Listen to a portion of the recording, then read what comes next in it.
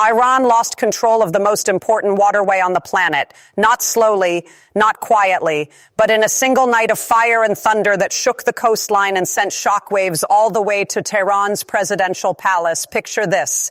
It is 2:17 in the morning on March 17th, 2025.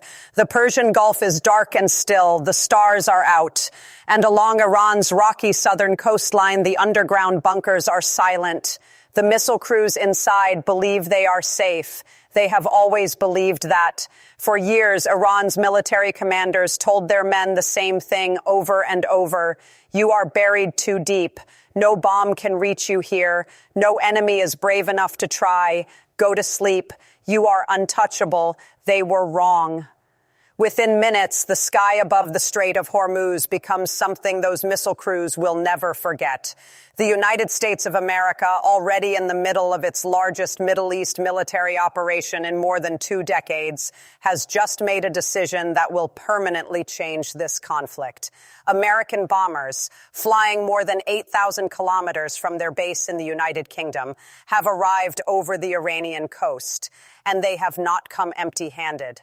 In this breakdown, we are going to walk through exactly what happened, why the United States chose this specific moment to strike, what weapon changed everything, and what the coming days are going to look like for the entire region. Because what took place on that coastline is not just a military story. It is a story about overconfidence, about power, about what happens when a nation gambles everything on a single card and loses.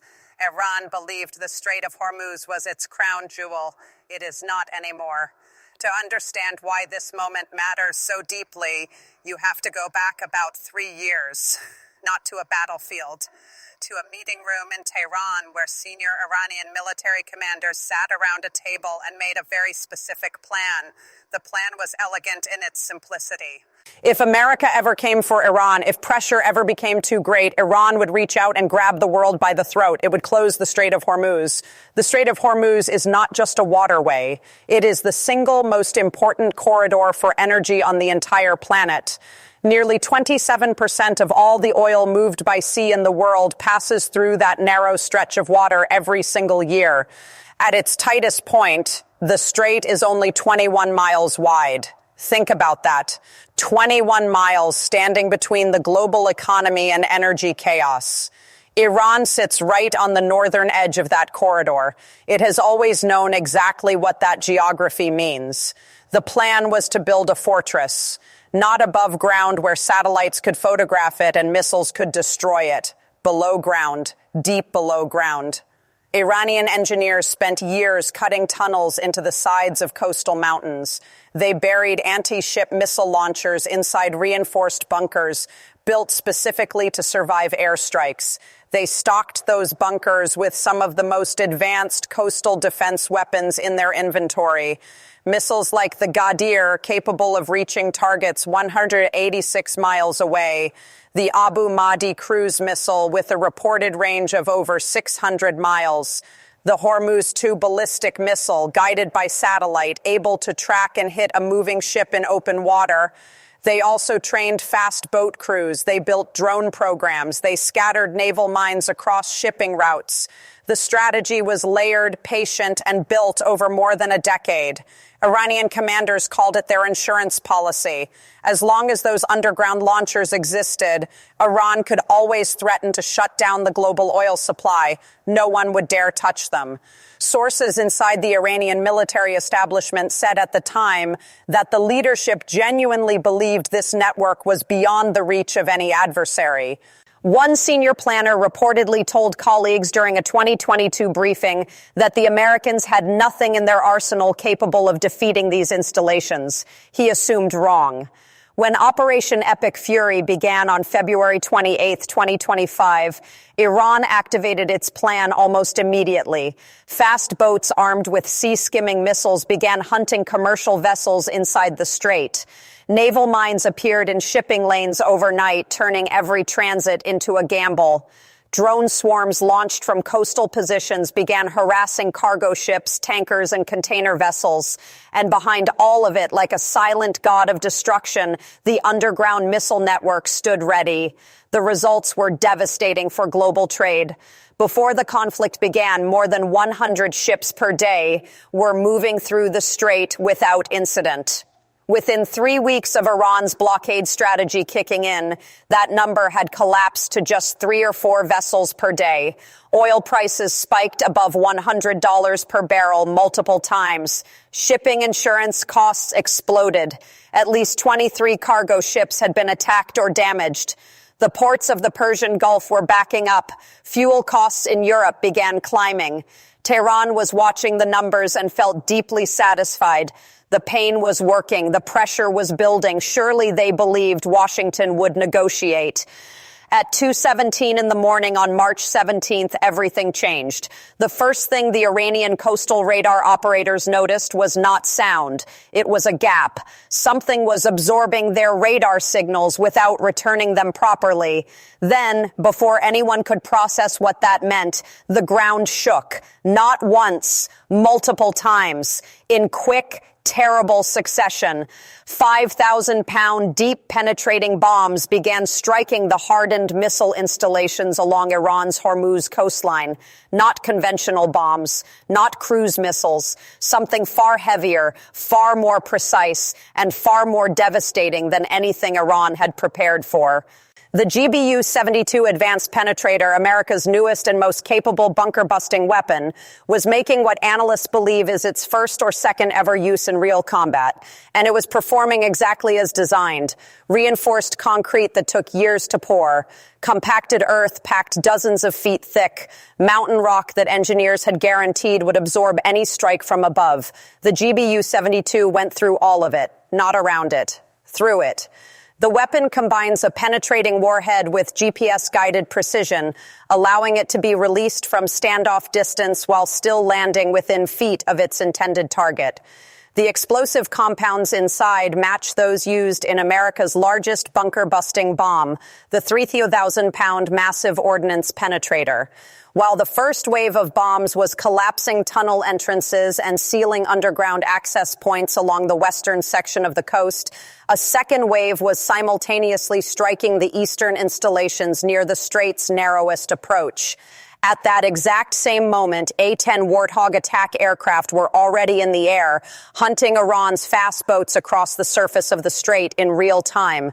And most shockingly, sources with knowledge of the operation confirmed that B-1 Lancer bombers operating from RAF Fairford in the United Kingdom had delivered close to 50 of these weapons across a coordinated strike lasting less than 40 minutes.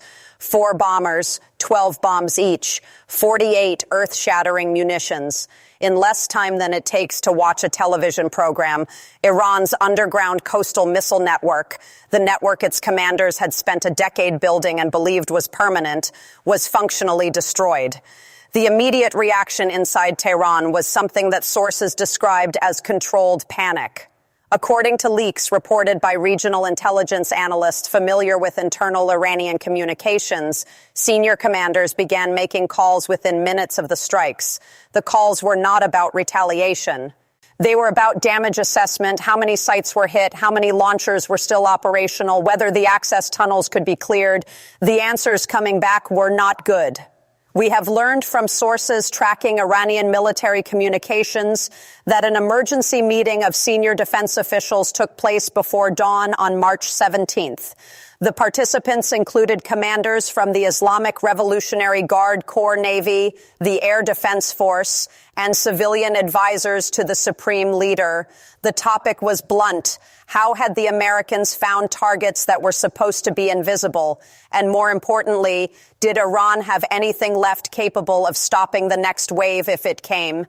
The mood in that room, according to one analyst who spoke to regional media on condition of anonymity, was not defiance. It was the specific kind of silence that falls over a group of people who have just realized that their most important assumption was completely wrong. They had assumed the bunkers were safe. They had assumed no weapon existed that could defeat them. They had assumed America would blink before it ever came to this. Every single one of those assumptions had just been shattered in 40 minutes. It was a cold calculation, sources say. Iranian leadership looked at the fact that 85% of the country's integrated air defense network had already been degraded through the combined effects of American and Israeli operations over the previous weeks. They looked at the fact that their fast boat fleet was being hunted in real time by A-10s. They looked at the fact that their underground missile network, their ultimate trump card, had just been defeated by a weapon they had not believed existed. The decision was made quickly. Iran would not escalate militarily, at least not yet. Why did the United States choose this specific moment? Follow the math. Iran's blockade strategy was working.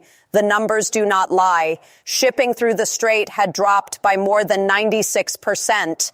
Oil above $100 per barrel is not just a news headline. It is felt in heating bills, in fuel costs, in the price of food that gets transported across countries.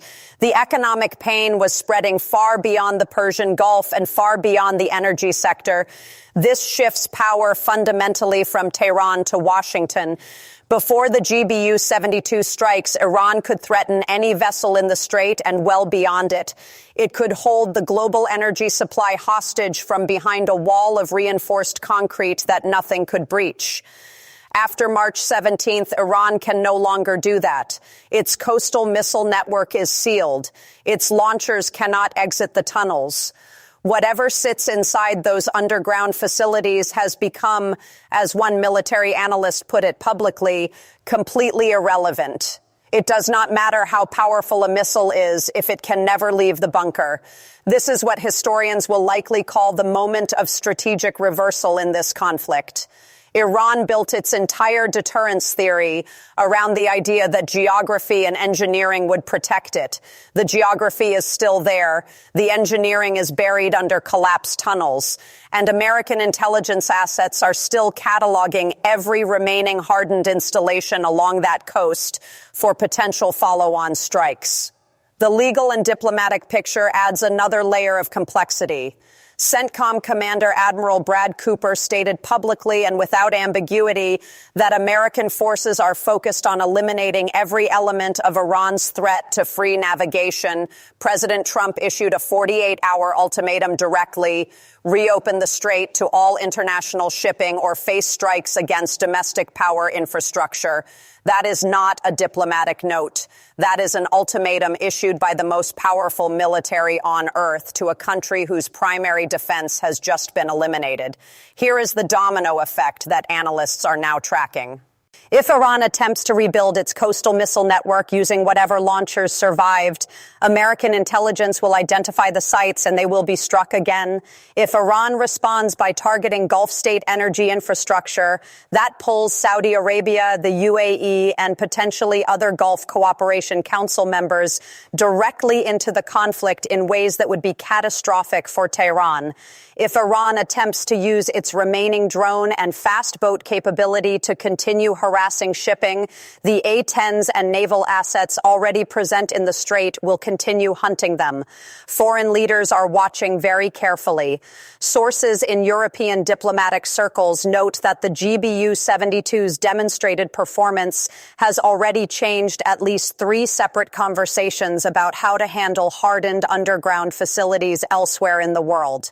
Israel has been watching the weapons performance with particular intensity. Iran's nuclear and military underground infrastructure has been central to Israeli strategic planning for years. The GBU-72's combat debut provides data that Tel Aviv's defense planners will study in significant detail. Meanwhile, where are Iran's traditional allies and supporters? Silence. The usual voices that rise to defend Tehran when it faces American pressure have been notably quiet since March 17th. Russia is managing its own enormous problems. China has issued careful, measured diplomatic language that stops well short of backing Iran's blockade strategy. Hezbollah has not made any significant move. The Houthis, who suffered their own encounter with heavy American munitions during operations in Yemen, are not in a position to provide meaningful relief. Iran is being left to navigate this crisis largely alone, and sources within the Iranian political establishment describe a leadership that is acutely aware of that isolation. The coalition that Iran believed would limit American action has fractured. NATO Secretary General Mark Rutte has signaled active discussion among alliance members about contributing to strait stabilization. 7 U.S. allied nations have reportedly indicated willingness to join a Hormuz patrol mission. Ukrainian interceptor drone technology is reportedly being made available to American and Gulf state forces to counter Iran's remaining aerial threats. This is a combination of pressures that Iran's strategic planners did not model in their original calculations. Reports from sources with access to information about the Iranian leadership's current state describe a supreme leader and his senior advisors who are, in the words of one analyst, moving through stages of shock. The confident posture that characterized Tehran's public statements in the early weeks of the conflict has been replaced with careful, measured language designed to buy time. Iran announced it would allow ships it does not classify as enemy-linked to pass through the strait. That sounds like partial compliance. The reality is more complicated. The definition of enemy-linked gives Iran enough ambiguity to continue targeting vessels connected to American allies while claiming to honor international demands. The bunker is a useful symbol here. Iran did not just build bunkers to store missiles. It built them as a statement. The statement was, "We cannot be reached. We are beyond your weapons. We are safe from your power." That statement has been retired. The bunker is no longer a fortress. It is a sealed room full of equipment that cannot move and cannot fire. Whatever was inside it has been made irrelevant, not by being destroyed, but by being trapped. The door has been collapsed from the outside. And that is perhaps the most devastating thing about the GBU-72's performance. It did not need to reach the deepest point of every facility. It needed to close the exits. And it did. You can control a narrative for a while. You can tell your people and the world that your facilities are unbreachable. You can build the story of invincibility over years of press conferences and military parades. But you cannot reopen a collapsed tunnel with a speech. You cannot restore a sealed bunker with a press release. Reality does not negotiate. Reality does not read statements. Reality just is. And the reality along the Strait of Hormuz coast right now is that Iran's most critical military assets are sealed underground while American bombers sit on runways ready to go again. So where does this stand today? Iran's underground coastal missile network has been functionally neutralized. Its fast boat and drone capability is being hunted actively. Its air defense network is degraded by approximately 85%. Its allies are quiet. Its threats of regional retaliation have been issued but not acted upon. And the American military posture in the region has not reduced by a single aircraft or a single ship.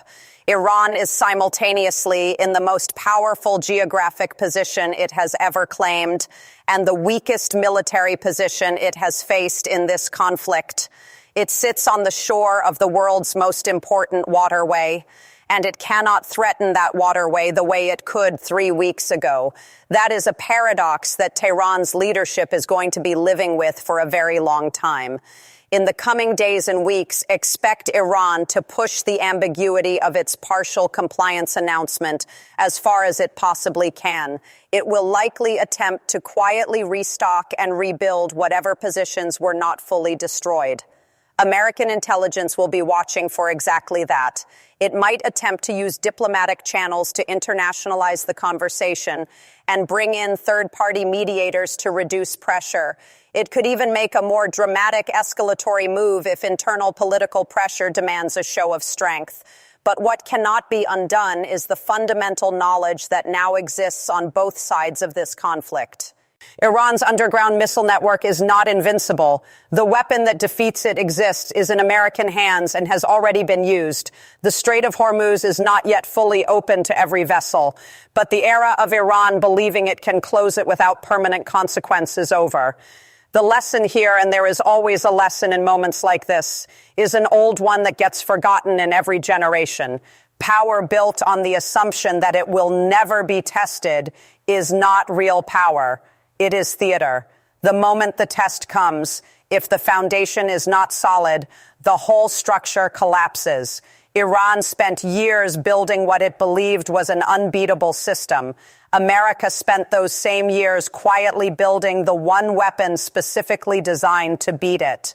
Tonight, we know which investment paid off. Subscribe and stay with us. We will be monitoring the Strait transit numbers daily and tracking every development as Operation Epic Fury continues. If the 48-hour ultimatum produces any response from Tehran, we will break it down immediately. This story is not over. In many ways, what we are watching right now is just the beginning of the new chapter.